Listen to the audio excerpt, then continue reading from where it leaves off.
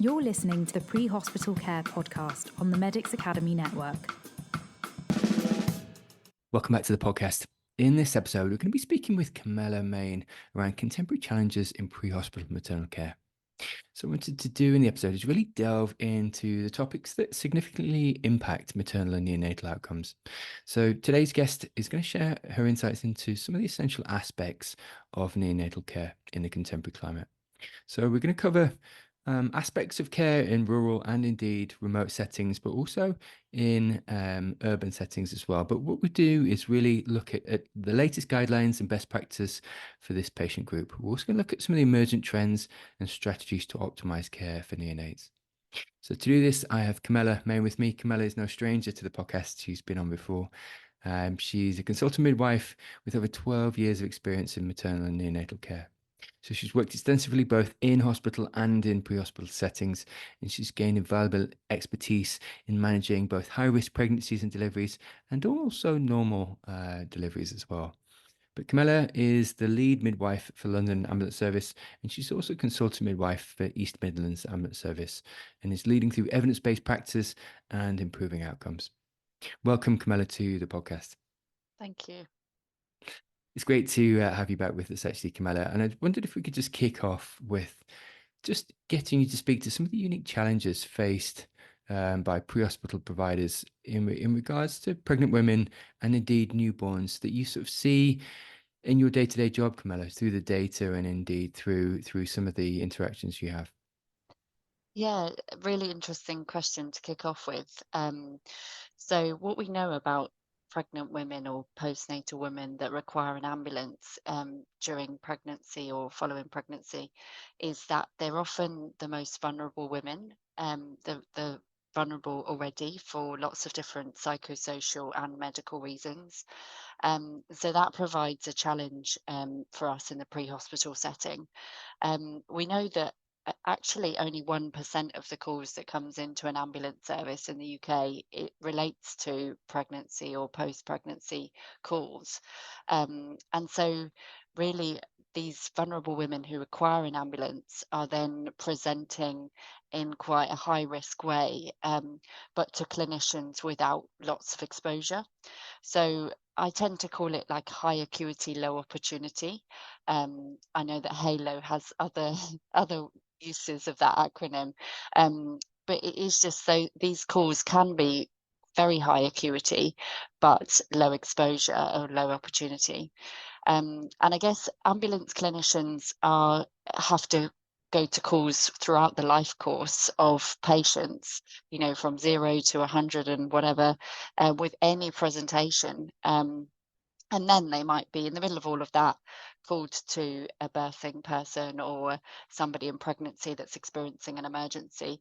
And really, they're limited by resources, obviously, education, their scope of practice, equipment, diagnostics, and I guess you could say time, in that, you know, by definition, by the time they're being called, the problem has already presented.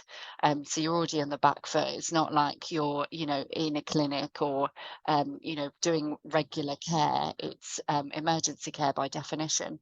And so this presents a real issue, the fact that the combination of the fact that these women are high risk, the ambulance clinicians have low exposure and are limited by all of these things.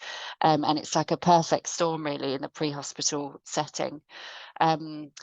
And I guess what we have seen in the data in the regions that I work in is that since COVID, the pressures on maternity services have been extreme for a long time, actually. But since COVID, maternity and neonatal services have been under even more extreme pressure, and that's kind of caused this like displaced risk from those services, in hospital services, out into the pre-hospital setting, and then that impacts the ambulance service. So things like, for example, concealed or denied pregnancies where women have not had any antenatal care, for example, we've seen an increase in that. And women presenting with complex medical situations or psychosocial situations as well. So, you know, risk factors such as multiple previous cesarean section and hypertensive disorders, preterm birth, they're off the top of my head some of the things that we've seen an increase in as a result of kind of other pressures within the healthcare system, and then that has an impact on the pre-hospital care situation. Yeah, like you said, multifactorial pressures, and also, like you said, it's really difficult for the pre-hospital clinician because they're constantly playing catch up with unfasted patients that actually they don't know. So there's no rapport there initially from a returning patient from a clinic perspective. It's often the first time consultation, and so, like you said, very difficult to get a semblance of where they're at in their trajectory because there's no understanding of the progression of their pregnancy, and so you're right, especially in the acute phase or in critical care, there is a real immediacy of need for intervention. Camilla, could I get you to speak to one of the things I was always acutely aware of when going to complex, difficult, or indeed even normal pregnancy and labor, would be thermal care for a neonate. So just immediately after the birth of a neonate, you're always also on the back foot of trying to keep the neonate warm because the pre-hospital environment is archetypically changing. It's quite cold. Even the back of an ambulance, it's really hard to keep neonates warm. Could you speak to the importance of thermal care and indeed some of the techniques and equipment that you would advocate? Yeah, absolutely. I mean, I would just say that thermal care for a newborn is not a nicety. It's a matter of life and death. And some of the most life-saving things that pre-hospital clinicians do for babies is to keep them warm or try to keep, warm them up if they're cold.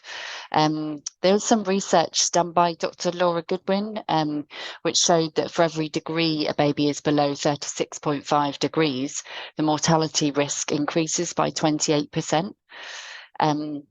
And I think that really hammers home the point that, you could have a perfect pregnancy, you could have a great birth, you could come out in tip-top condition or require, have the best newborn life support.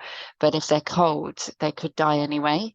And I guess if I come on to kind of the physiology behind that, just to, emphasize the point, essentially what's happening is these babies have what we call brown fat, and they can metabolize it through non-shivering thermogenesis, which is basically where they metabolize this brown fat, which is basically spread across their shoulders.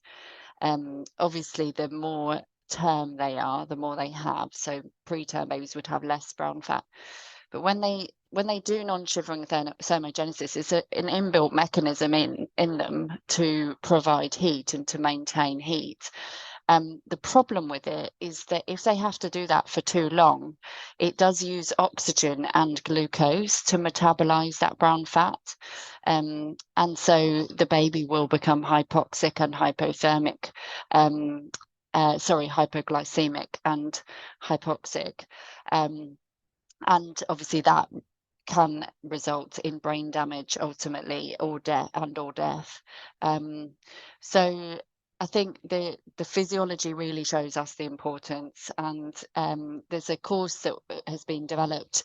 There's a few of us across the country now that are faculty with the Resus Council UK out of hospital newborn life support course, and actually the algorithm that we're using is TABC, so thermal care even before airway, to emphasise that point. So we get the baby optimised in terms of drying, wrapping on a thermal mattress before we even open the airway.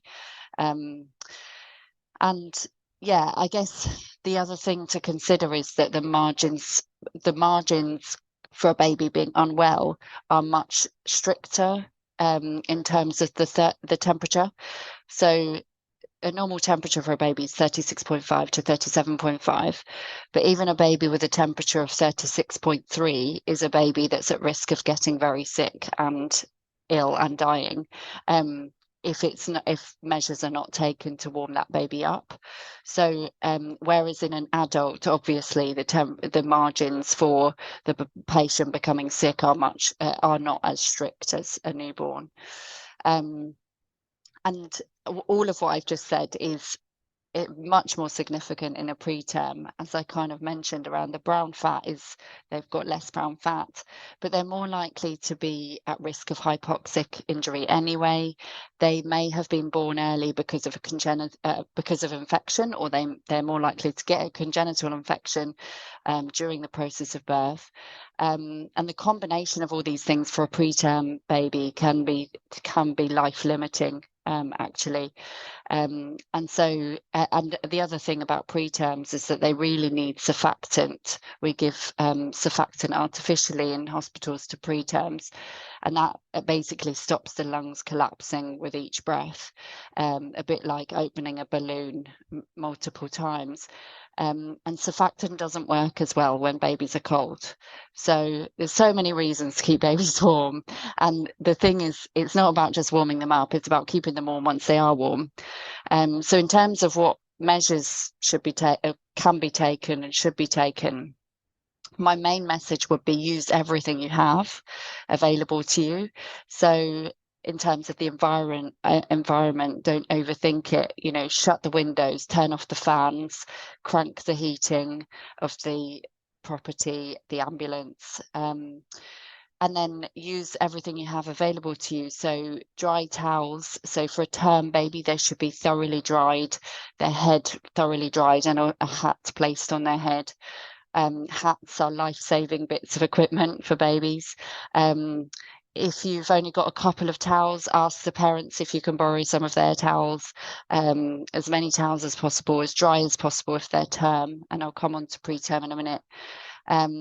If you've got a thermo mattress available to you, then definitely use it for every birth. Some trusts have blizzard blankets as well that they can wrap the baby in. Skin to skin should be used with caution pre-hospitally. I would say as a midwife, it's my bread and butter to use skin to skin, but actually in a pre-hospital setting, it's not as simple as that. We need to have a warm parent. We don't do it for transport. It's not safe for transport. And we also need to just be really aware of the airway monitoring on skin to skin, because there has been babies asphyxiated skin to skin where they've not been monitored. And I guess in terms of preterms, so I mentioned about terms and how we manage them and what we can do to keep them warm. With preterms, the recommendation is that below 32 weeks, the baby is put into a plastic bag wet, ideally at the point of birth, and then put onto a heat source. So it must only be done if there's a heat source available. You can actually just use a food grade bag. You have one end, it's the sealable end, and then you make a small hole in the other end. You gather it up like a poncho and put it over their head. And I have actually just filmed some videos demonstrating this, which are going to be widely available. So for that preterm baby, what that does is it's like the greenhouse effect, but it also helps with reducing insensible water loss from their respiratory system, and it also helps with skin integrity. So it's really, really important. And then that baby we should dab dry the little preterm baby's head, apply a hat as well. So really the message is always consider your baby's cold unless you're really clear it's not. We don't worry about hyperthermia in babies. We are really worried about hypothermia, and we should consider that all the time. And actually the research shows that even in really hot countries, babies get cold. So unless you're literally dripping, sweating hot, that room will be too cold for a baby. Yeah, to your point, Camilla, around actually, you're right. You kind of already on the back foot when the baby's born in the hospital environment, unless you're in the ideal situation where the heating is on in a house and you've got dry towels there ready, like you said, the hat's ready, and actually you can start to put the blizzard blanket on and or the adjunctive pieces of kit. I think what we'll do is we'll put if those videos are widely available, we'll put them in the show notes as they become available, because like you said, I think it's great for clinicians to see this in practice so that they can understand through the videos. So just pivoting slightly, Camilla, and looking at one thing that used to always kind of catch me out really was in active labor and almost an imminent birth. Some of the key signs and symptoms, I was always mindful of contraction time and duration and length between contractions. And from your perspective, and the show, the presence of the show, and waters breaking, and some of these key sort of almost milestones in that phase. But could you speak to what you would advocate from and I suppose I'm notioning towards the decision making? Do we move to the ambulance or not? Is this actually something we just need to stay on scene and treat the patient and indeed deliver the baby? Yeah, and I'm so glad that you're asking about this because I'm actually I've just finished writing the imminent birth guideline for JL Calc with a couple of other people, and we're hoping that it's going to be signed off in July. So really, I can cover what will be in that guideline, and it's really about trying to empower pre-hospital clinicians to make that really difficult decision: do we stay or go? And there's been some significant incidents that have really played into the need to update the guideline and empower them more. And of course, this decision has always been made, at 2 a.m. when everybody's tired and it's dark and raining. And actually, they can't do cervical examinations like we would do as midwives to assess labour progress. And there's other things that we would do as midwives that would help us to acknowledge at what point she is in the birth process.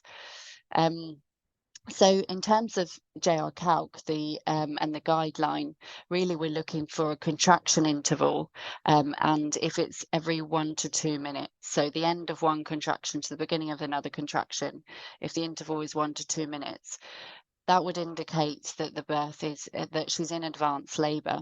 But what we would also want to see is one of the following, which is either an urge to push and/or the top of the head is visible. So we would recommend that we would, and obviously I'm saying head, but it could be breech.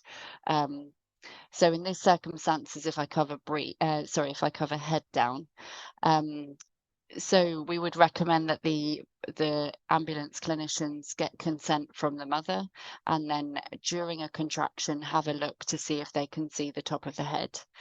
So if you did have contractions with an interval of 1 to 2 minutes and you had one of those things, urge to push or vertex visible, or both, during contractions, then you would correctly think this birth was imminent and you'd make a plan to stay. Obviously getting resources present, escalating to the right people to make sure you've got enough people there, setting up your kit, setting up a newborn life support area, which we would recommend always to be off the floor because of drafts, and also a firm flat surface, ideally off the floor. So getting all that ready and then offering Entonox to the woman if she would like it, and supporting the birth.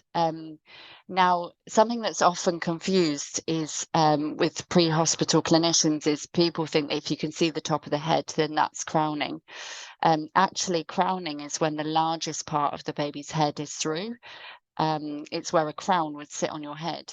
So it's actually much more, it's literally one contraction away from the baby's head being out. That's crowning. So up until that point, we would call it vertex visible or head visible.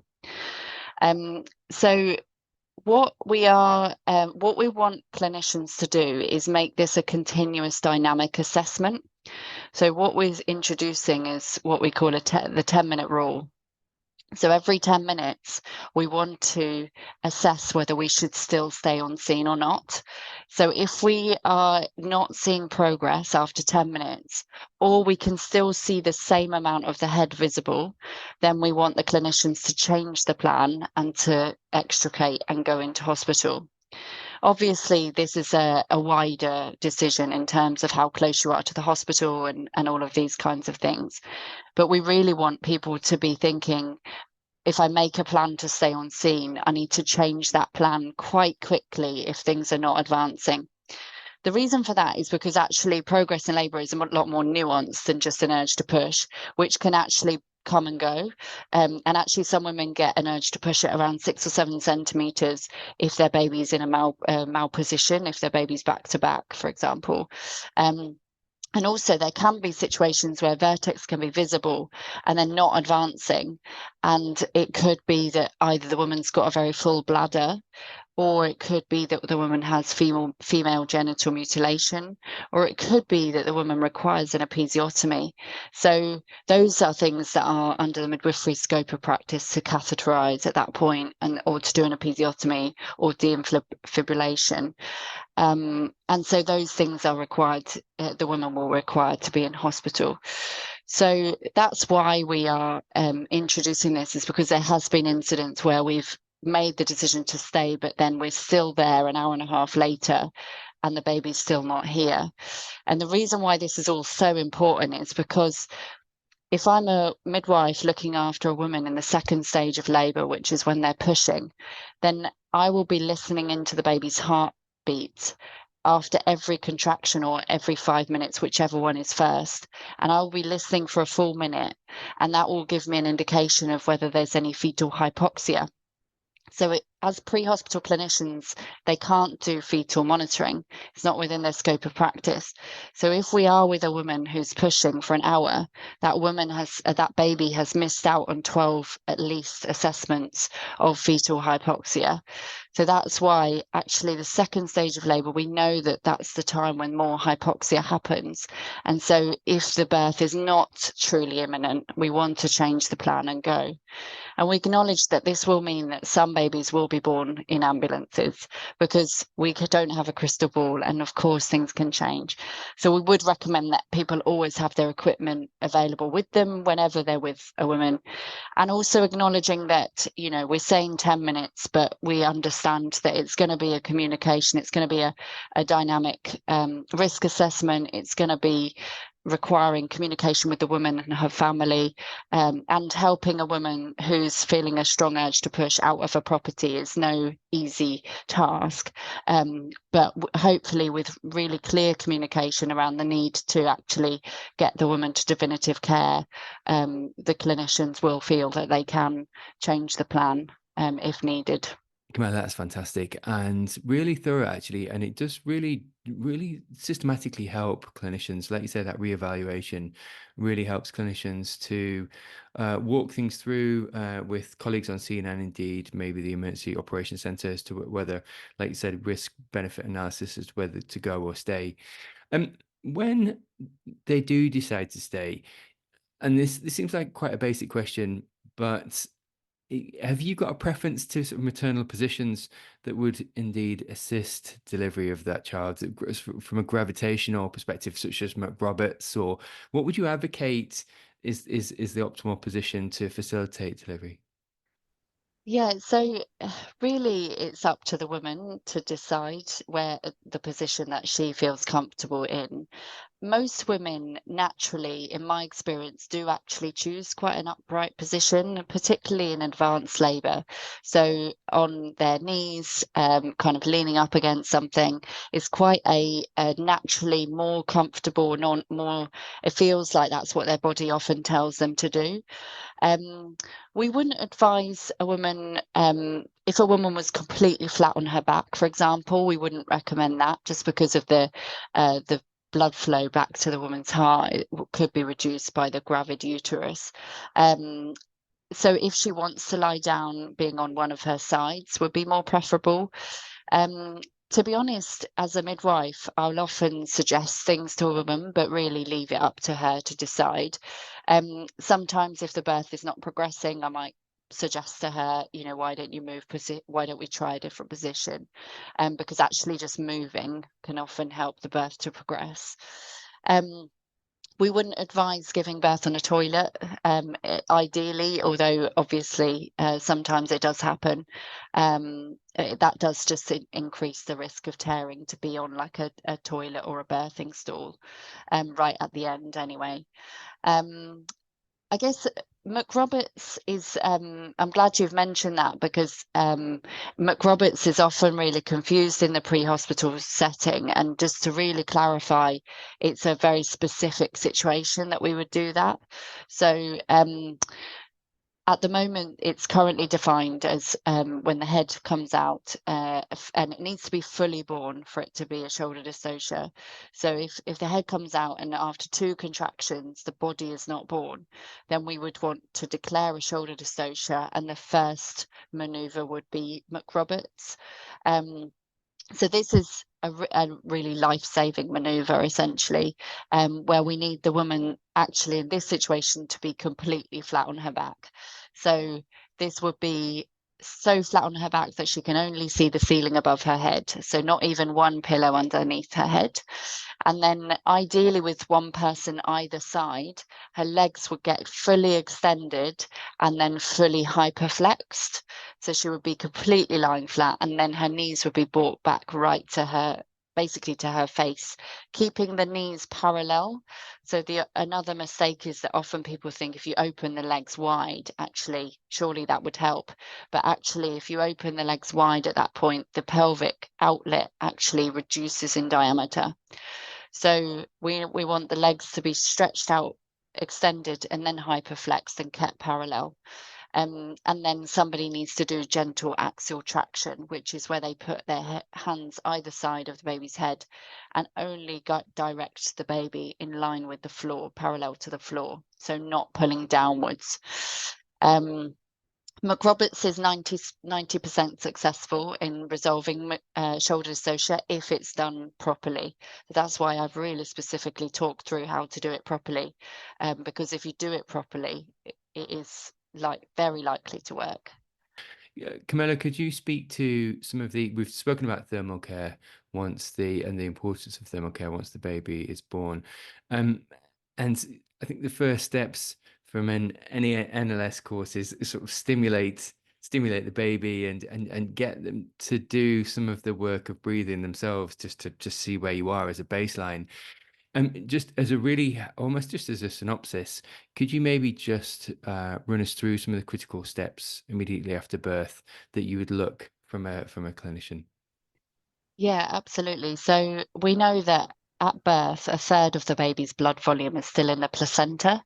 So we want that blood to ideally get into the baby because it's carrying stem cells, it's carrying hemoglobin, it's warm, and it's like a blood transfusion that's perfectly matched to the baby. So ideally, we would leave the cord intact for as long as possible for that placenta to drain of blood. But what we would recommend at all births in the pre-hospital setting is for the first 60 seconds, the focus is, as you've said, thermoregulation, but also assessing the baby. So color, tone, breathing, heart rate. So can't take baby home is the way to remember that. So we assess color, tone, breathing, heart rate. So we're looking for central perfusion. So that's the mucous membranes like the lips, ensuring that they are well perfused. Tone, obviously, if a baby's floppy, we're going to be concerned. When we talk about breathing, we're talking about spontaneous adequate breathing. So that's a breathing rate of between 40 and 60 and a heart rate of over 100. And we would auscultate that with the stethoscope. So that's your first 60 seconds, basically. That's the care we need to be doing, is the assessing and the thermoregulation.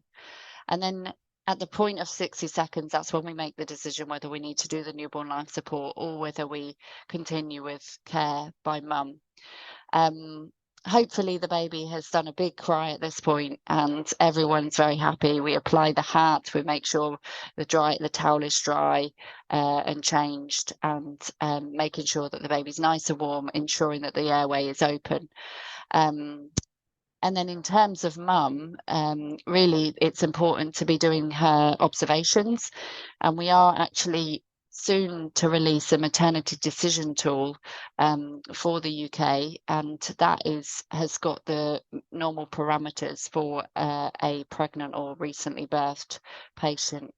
And so we would say that during labour and following birth, we should use that tool or use those parameters, because we know that NEWS2 is not validated in pregnancy or postnatally up to 4 weeks. And so that's why we're introducing this tool. So we want to take the vital signs of the mother and then monitor for bleeding, really, and monitor for the placenta to come. There's a few things that people can do to help the placenta to come. So in the new guideline, we are going to say that if the placenta is still in situ at 20 minutes, then we want to pre-alert and go into the maternity unit. That's because of the PPH, the postpartum hemorrhage risk is increasing when the placenta is in situ after that, and because we don't do active management of the third stage in the pre-hospital setting, or not as ambulance clinicians anyway. So to aid the placenta to come out, we can help the mum to maintain a kind of an upright position, or get into an upright position where gravity can help the placenta to come. We can also, if she would like to breastfeed or have skin to skin, that will help the oxytocin which will help the placenta to come. But obviously ambulance clinicians are not expected to provide active breastfeeding support. And then also, if she wants to pass urine, or she can pass urine, then having an empty bladder will mean that the placenta is more likely to come. So they're kind of the immediate sort of general care that I would expect to be given to mum and baby after birth. That's fantastic, and it's really comprehensive actually, and it's great, like you said, to just have an acronym and maybe in your mind a package of care, like you said, for the baby, and also a package of assessment for the mother, which is it's almost the same as bundles of care really for both. Um, could we just maybe look at the decision points as to when to escalate care, Camilla, to critical care teams such as critical care paramedics or HEMS teams? When would you say it's prudent to have in the back of your mind or the front of mind that if you're on scene, or indeed even just moving to scene, that you should escalate care to get another level of care involved? Yeah, it's a really great question. And I think this varies massively across the country in terms of dispatch models and when people are expected to escalate to critical care, or when they will get a response from critical care. So I can only really talk to that variance really. But in my opinion, I would say that there are certain categories where it would really enhance the care provision to that mum and family if we were able to get critical care there, obviously within all the other jobs that they need to attend to.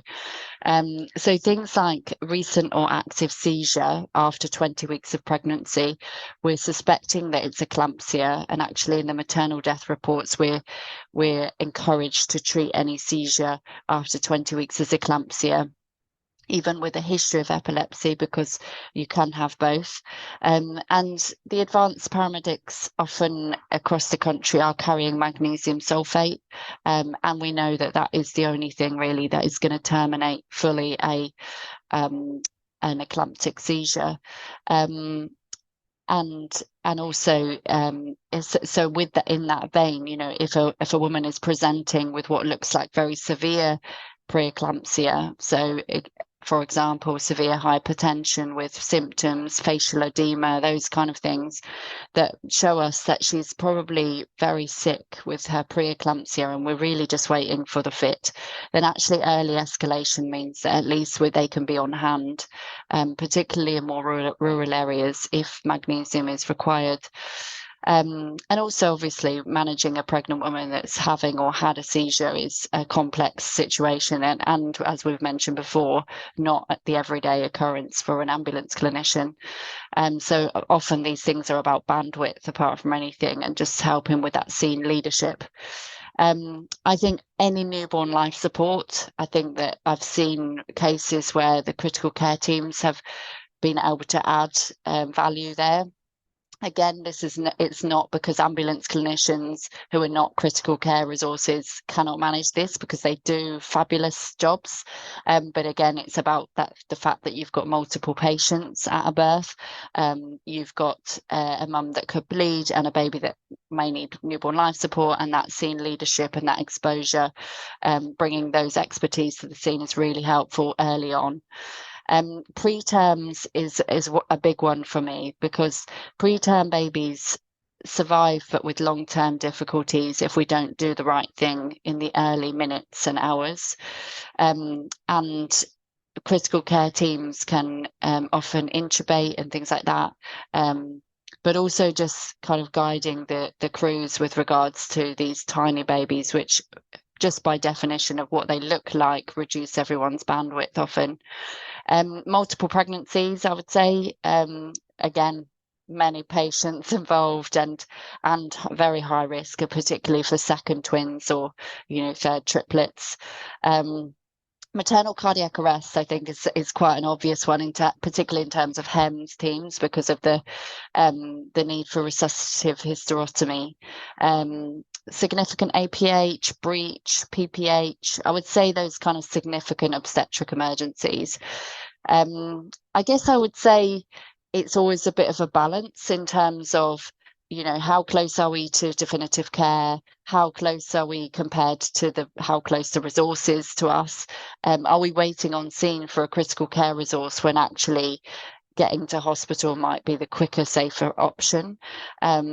And I think that's an important balance to strike in these situations, and seeing what they're going to add to the situation.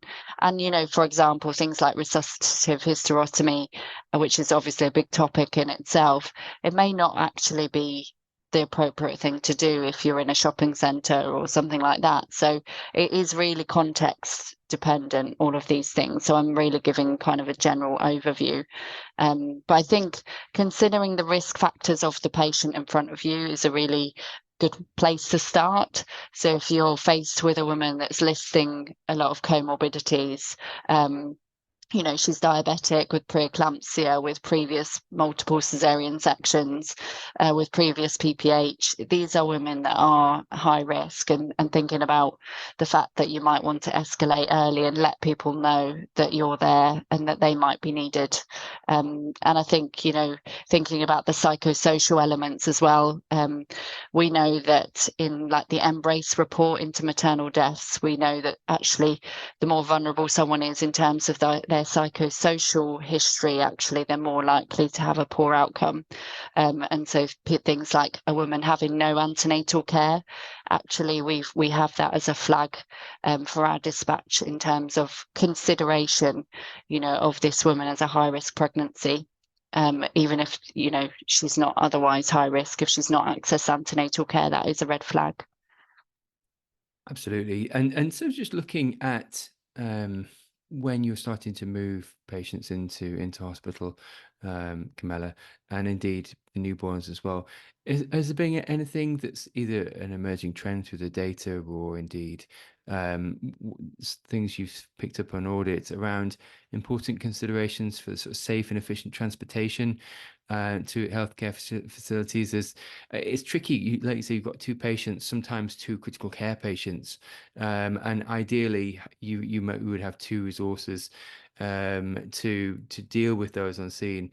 What's some of the themes coming through from the data around sort of safe transportation? Yeah, well, obviously this is a hot topic in pre-hospital care, isn't it, with the Safe in the Back campaign and the appropriately supporting clinicians to do the right thing in this area.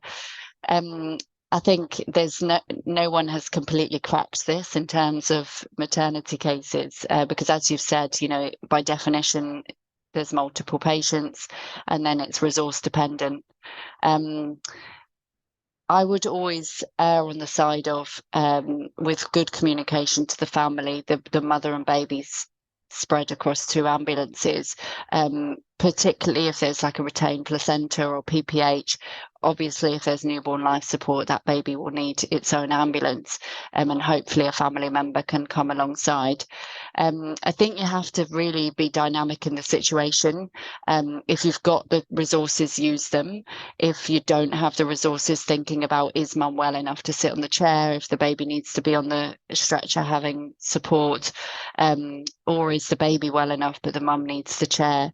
I would just caution about car seats, because There has been some incidents of babies occluding their own airway in car seats. So they're really for term very well babies, not babies where we're needing to monitor them more. In terms of pregnant mums, obviously conveying them on the right or the left side is fine. If they're over 20 weeks, they need to be on their side rather than their back. You can strap them completely in because we've tried and we've succeeded with all the different stretchers. And if she's on her right side, actually, she's facing you rather than the wall of the ambulance or of the Clinell wipes. So it is a bit nicer to have her on her right, and that is as safe as being on her left, according to the evidence.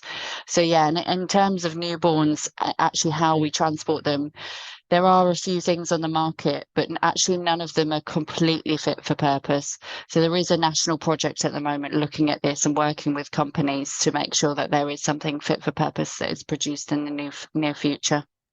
Oh, that's fantastic. Absolutely fantastic. And Camilla, just I'm mindful some of these subjects could actually merit their own podcasts actually, and we could talk about each one for hours. So it's difficult, like you say, to give answers which cover the entirety of every situation or scenario. And just looking, and again, this next question is typifies this, but looking at sort of how we collaborate with birthing centres more, or indeed maternity centres within hospitals, to optimize the interface for mothers and newborn. Is there any work in the background going on at the moment around how we maybe systematically communicate, any tools or any checklists that give us almost this kind of common signature or common language between services? Yes, this is a really interesting question as well, and one that it comes up in conversations every day at the moment. So there's a lot of variance across the country, as you would imagine. For example, the pre-alert system. So in some services, the pre-alerts are put in by the clinician that's with the patient. Some services, it goes through the dispatcher. And then in terms of maternity units, so ideally every maternity unit would have a red phone, which is an isolated line for the ambulance service, either through the clinician or the dispatcher. Calls that phone and has a one-way conversation about the patient that they have in front of them, saying the pertinent details. If it is a clinician, via an SBAR format, normally is the most succinct way, and it's not a clinical handover. It's literally to give the headlines. And if it's a dispatcher, then lots of services use like CASMeet as a way of standardizing the information that's passed. It's really important that that conversation is one way, because what we are doing is notifying them of somebody that we've identified needs an immediate assessment or immediate care. And what needs to happen is they need to make the required preparations, and so that when we arrive with the patient, we can hand them over and then they can continue with care there. We have various issues going on, such as the red phone not being available, or it being diverted to the triage line, or the volume being turned down, or it not being a one-way conversation, crews being told, actually, we're really busy, or our neonatal unit's really busy, can you go to a different hospital? And all of these things are actually a patient safety risk. So I have been having conversations with regional teams within NHS England to try and address this and help maternity units to understand their responsibilities, and also the ambulance service to understand their responsibilities, to make sure that it is seamless for those patients. I think in general, the interface, we really need to help each other understand where we're coming from in terms of the pre-hospital setting. I speak to maternity units a lot about this, and I tried to help them to understand that, you know, a 34-weeker in labour on a labour ward is not an obstetric emergency, because it's a woman that requires advanced care. A 34-weeker in labour 10 floors up in a block of flats is an obstetric emergency. We have to see it as that in the pre-hospital setting. So we have to collaborate more. We are doing joint training programs in various places across the country. We really need a seat at the table in terms of maternity and neonatal care and strategically going forward, because there's lots of things that we can do, even just improving signposting in hospitals, and really we need to interface with the hospital at the place that is optimal for the ambulance service who's with the patient. So for example, newborn life support, it's completely inappropriate for a baby to be receiving breaths down a public corridor past Costa Coffee into a public lift, and then having to access to navigate swipe access only doors to get into the maternity unit. Actually, if we're doing newborn life support, we need to go to ED and the team need to meet us there, because probably we have already just been got this baby out of a really difficult situation, in a block of flats with no lift, etc. So I think really we are trying nationally really to raise awareness of this group of patients and the fact that, bandwidth reduces, it's high acuity, low opportunity, and the limitations that ambulance clinicians experience, really. Yeah, absolutely. To your point, these are absolutely typified critical care patients, and the trauma and vicarious trauma really for the crew of having to, like you say, wheel down multiple corridors, swipe access, past Costa Coffee. It's stressful for all involved, and like you say, to have a unified and universal protocol that this is what happens, and like you say, you get the specialists to the door of the hospital. Really, makes complete sense. We're just coming to land on the conversation. I'm mindful of time. We just have two quick questions left, Camilla, none of which are quick, but one of which hopefully is quicker than the other. One would just be, is there any sort of significant or really apparent emerging trends from your perspective or areas of research which show promise for improving patient outcome within the maternal and/or neonatal population? Yeah, absolutely. So there's a few things that come to mind off the top of my head. So there's a study that consultant midwife in Northwest Ambulance Service, Steph Hayes, is starting on access to care and the implications for women that then require an ambulance during or following pregnancy. Um, we're also undertaking a maternal death thematic with MNSI, who are the Maternity and Neonatal Safety Investigations branch, who now sit within the CQC. And essentially, we're looking at all the maternal deaths that have occurred since they started, and those ones where the woman required an ambulance during or following the pregnancy or at the time of her collapse. And we're looking at any learning for the ambulance service, but also the wider healthcare system. So actually some of the things that I've mentioned today are kind of learning that is triangulated within that thematic or that hasn't been published yet. So things about that we've mentioned about the pre-alert. Something we haven't mentioned is around postnatal women, but we know that they disproportionately feature in maternal death reports and in terms of VTE and other things. And we're finding that there's some interesting things that we need to look at in the ambulance service, how we identify those women as a high risk population, separate to being considered as a non-pregnant person. They are non-pregnant because they're postnatal, but they're not non-pregnant in the same way that you are or I are. Or a non-pregnant patient is separately to that. I know that there is some work going on in Wales around women that call 111 during pregnancy. So there's a research study there to understand a little bit more about why women might access that rather than maternity services and things like that. And the national maternity tool that I did mention before, there is an ongoing audit of that, of the pilot that we've been doing in LAS. So there's some preliminary findings that have then fed into the national tool. So yeah, there's lots going on, but much more to do.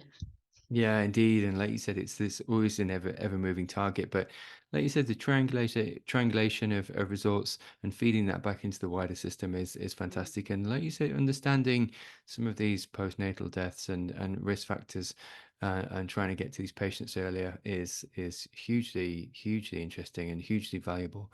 Just as we finish off, Camilla, I'm super mindful of time, but could I just get you to speak to some take-home points for listeners, just some salient points from the conversation that clinicians should have as front of mind? Yeah. Um, so, I mean, I have to say, warm babies up and then keep them warm. If you remember anything from this podcast, remember the importance of keeping babies warm. I would say listen to women and their families. They know themselves the best. If they tell you that they think they're really sick, they probably are really sick, and that's a message for not just pre-hospital clinicians. That's the wider healthcare system as well.